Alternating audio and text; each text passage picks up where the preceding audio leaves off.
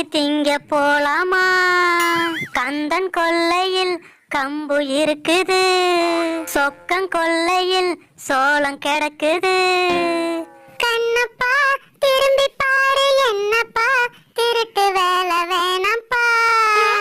கந்தன் பார்த்துட்டா காரி துப்புவான், சொக்கம் பார்த்துட்டா சொல்லி திட்டுவான். கண்ணம்மா நமக்கு கவலை வேணாமா, ஓனர் இருக்கான் பாருமா. காரி துப்பினால் ஓனர் தாங்குவான், ஓனர் பொண்டாட்டி திட்டு வாங்குவா.